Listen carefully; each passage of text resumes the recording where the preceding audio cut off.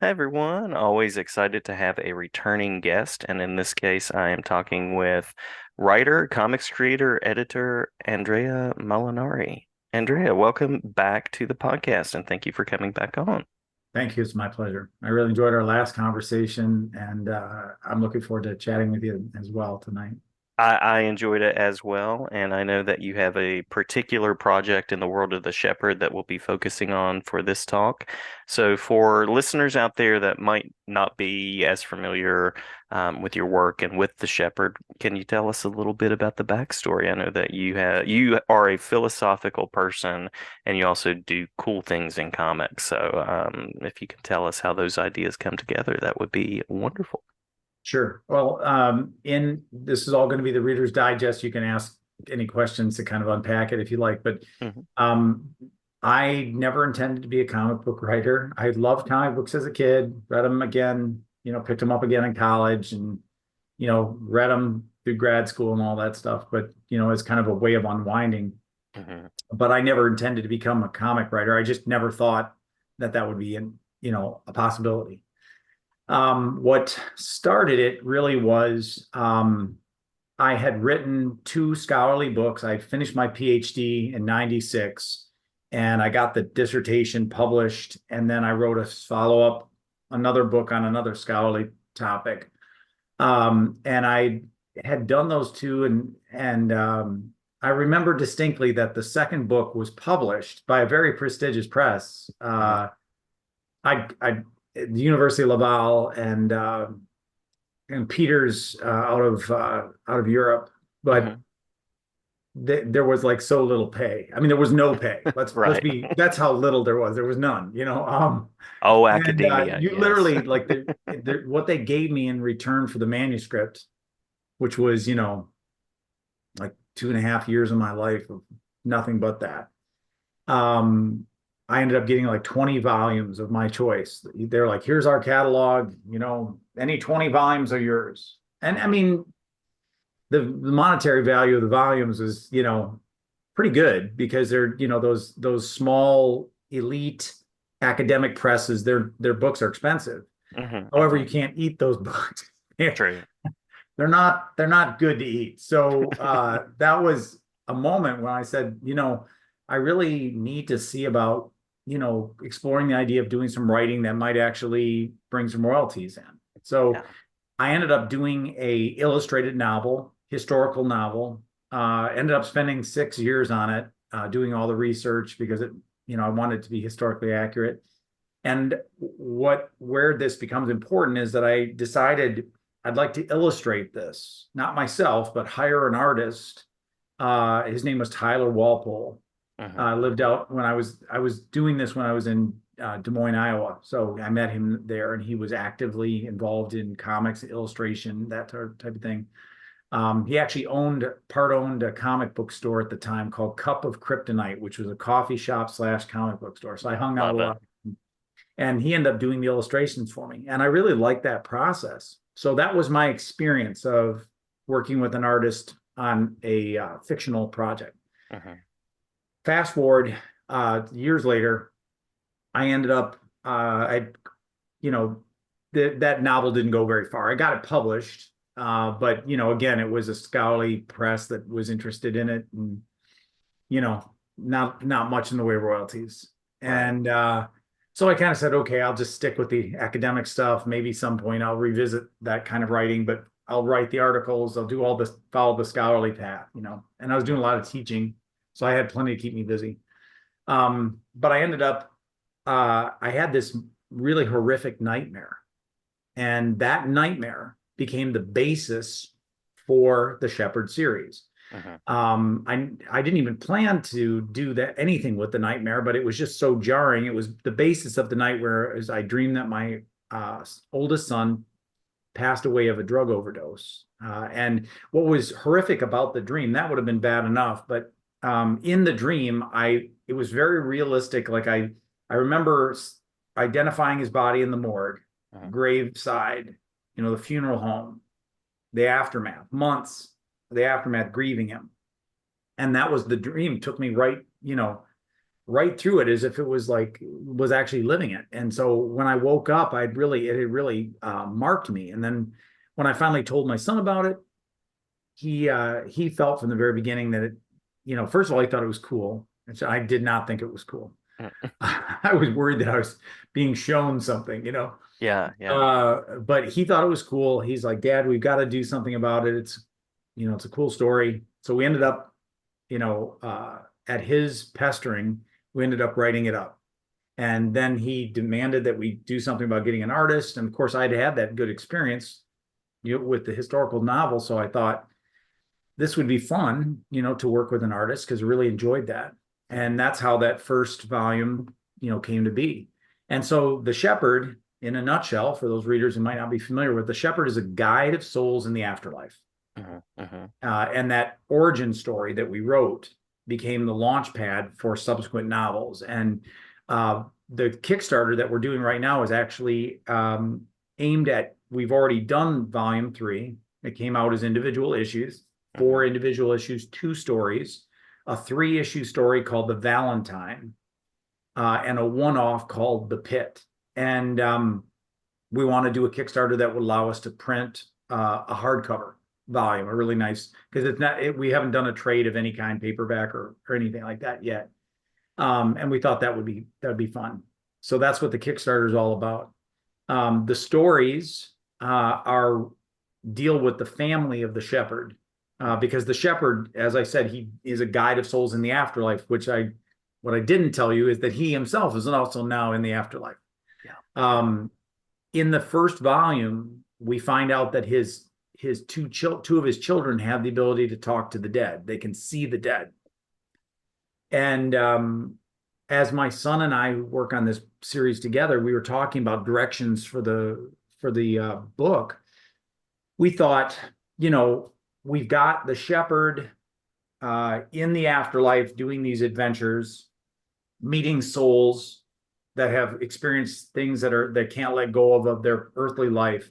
Mhm. The shepherd helps them resolve those things, to be able to kind of like process them, let go of what needs to be let go, and then be able to move on in the afterlife.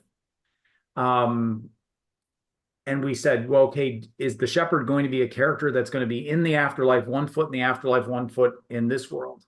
And I thought, it's certainly done. Many characters are like that. Many ghost-like characters have 1 foot in the afterlife, 1 foot in this world. Mhm, So it's mhm. certainly done. But I thought, I feel like there's so many still souls in the afterlife and so many stories to tell in the afterlife that I would like to keep the shepherd there. You know, it's not to say that he can't come back, but let's keep him there. So as we talked about it, my son pointed out, Dad, that we've already in volume 1, we've already established that both of the little kids have the ability to see the dead, to talk to the dead, because they end up talking to their father, Mhm, you know. mhm. And he said we could tell the more traditional ghost stories about like hauntings, that type of thing, where you have a human person interacting with a ghost. Um, and my son and I have always liked that movie, The Sixth Sense.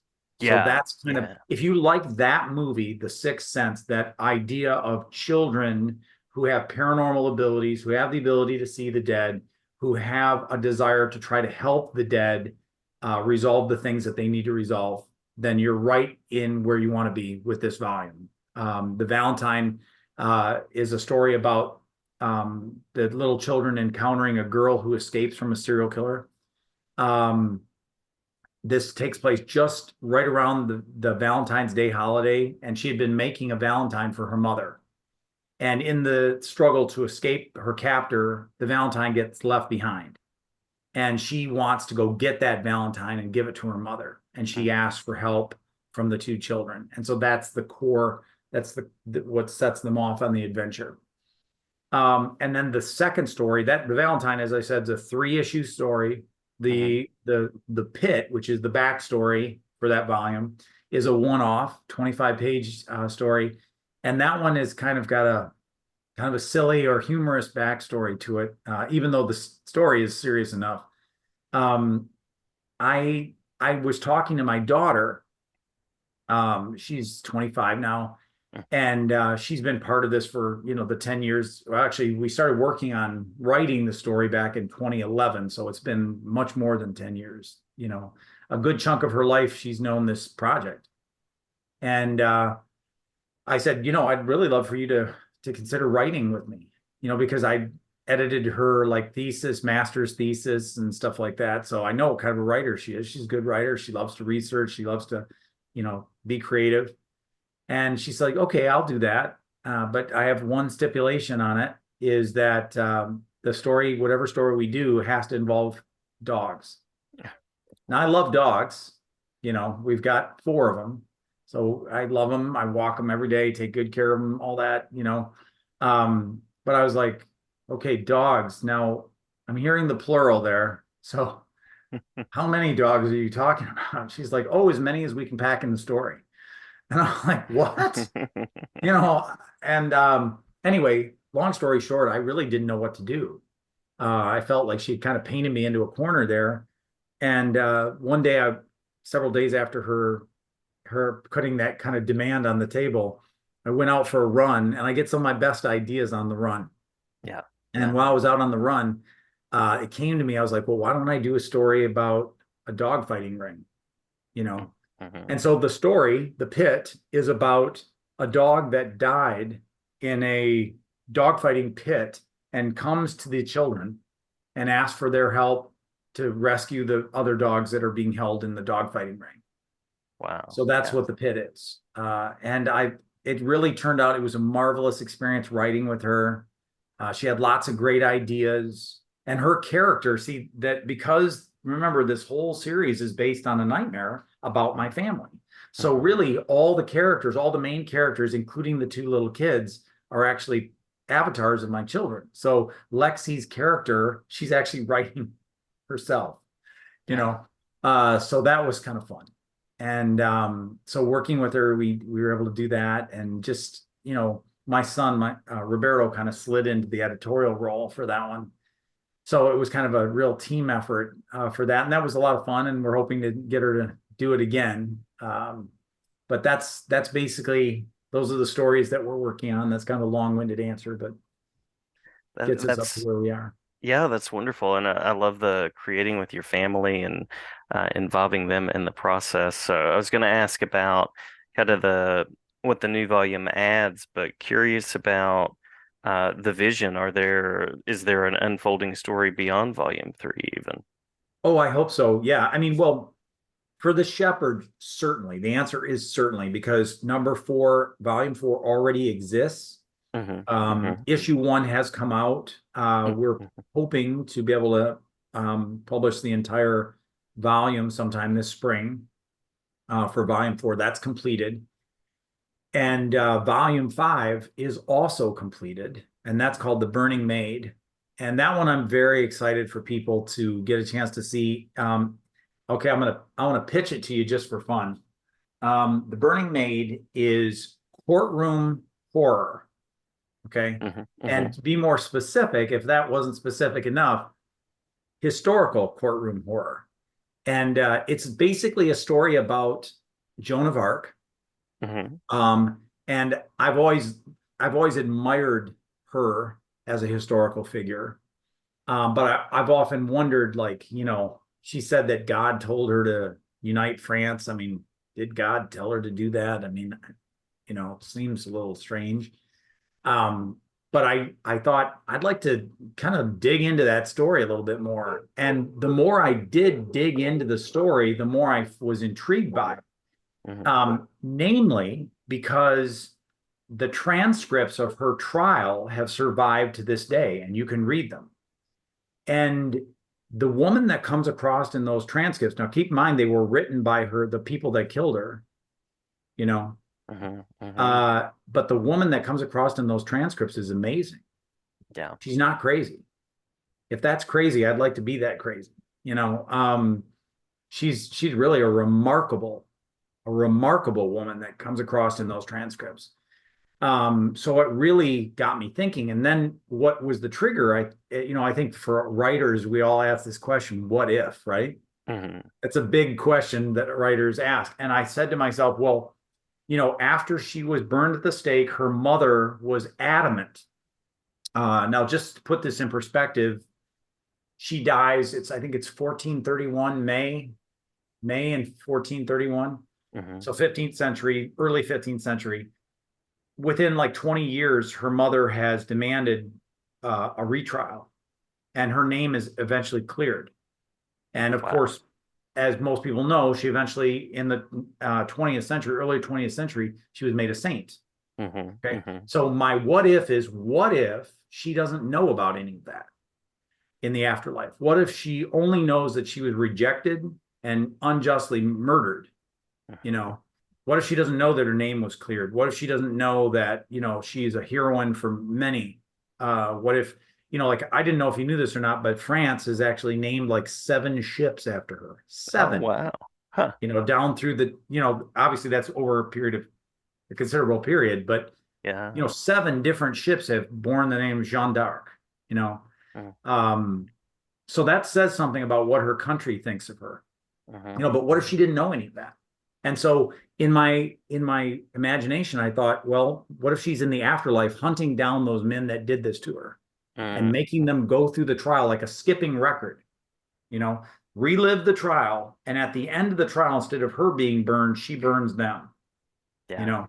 But Yeah. she keeps making them do it over. It's like I said, it's like a repeating record that just is on skip, and it just keeps skipping and doing the same thing over and over and over again. And so the shepherd, almost said sheriff, the shepherd's job is he's inserted into her reality and tries to help guide her out of that to a new reality.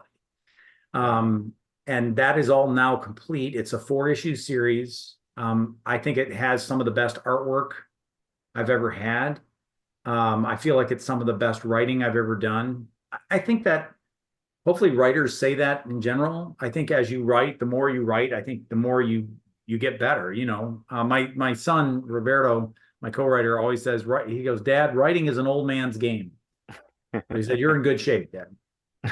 So it's kind of a backhanded compliment. Yes, yeah. Uh, Um, but yeah, so that's where it's headed. So we're definitely, planning more volumes as we go forward. I love it. I love it. I feel like you are the Dante of comics. I love that.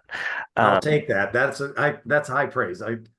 I may have to quote that to my wife. So there you are. There you are. We'll he's put it in he's the actually a description. historical figure that I admire a lot, because I don't know if you knew this or not, but um, Dante Alighieri, when he sat down to write the Divine Comedy, he intended to write a classic, Oh, which wow. is arrogant as the Yeah, day right. is long. I'm like, but he did it, Yeah. just but he did it. And that's the part that I think is amazing, so thank you. That's my way of saying thank you. But yeah, I'd like to Absolutely. be like that. I'd aspire to that. So It inspires me. Maybe I'll return to that great American novel that I wrote that one time. So I'm curious, by means of a final question, if I'm a listener and I want to check out The Shepherd, if I want to support the collected Volume 3, where are some places I can go to find out more and to kind of check out what's happening and support. well, on Kickstarter, we have you know, I sent you the link, right? Have I sent you Hmm. the Hmm. I okay. believe so. So we Yep. can add that in there.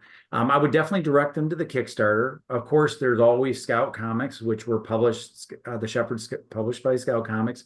They can also visit our website, theshepherdcomic.com, and they can see, there's all the, if they're a collector, there's all the different variant covers that have been made down through the years. They're available there.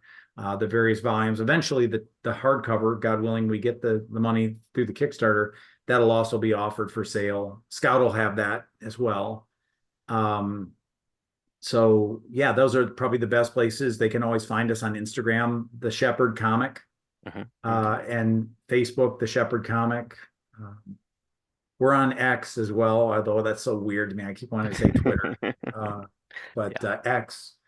So And how long is the Kickstarter running for? it's a 30-day Kickstarter. I'm kind of a rookie at this. I had one experience with Kickstarter before. That was years ago. and it was successful, but it was years ago. So I'm really kind of like, sticking my feet back in the water again on this. We are on day 8 of 30. And we're doing well. We're almost 80%. I think it's like 76, 77% funded. Wonderful, So it's wonderful. come along really well. We've had a lot of support from people, a lot of generosity, which is really moving, especially when you see other creators that have stepped in and supported as well. That's very moving. People that I've edited for, Yeah, because I think the relationships that you make in this work are the most important thing, you know. absolutely. And that I tell this to people all the time. Comics, at least my experience of comics, is a team sport, Mm-hmm. and that's actually one of the coolest things about it. If you want the truth, Yeah, it's that doing something together, sharing a common vision, uh, applying yourself to the work that comes with that vision, and together making it happen. That's an incredible feeling. And when you see that happen again as an editor, I get to experience that often, mm-hmm. and it's a real honor. I have a lot of gratitude for the opportunity to be an editor on so many wonderful projects, and to have those creators come back and have my back, like this. I'm like, wow, they brought me to tears on more than one occasion.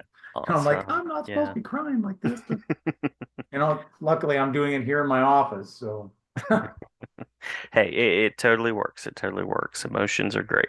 Um, glad the community is positive. Glad that it's been that experience, and may it continue. May the creating continue. I'll be sharing this out in support, and glad to have you back anytime to talk about the thank you. continuing story. Thank you. Absolutely.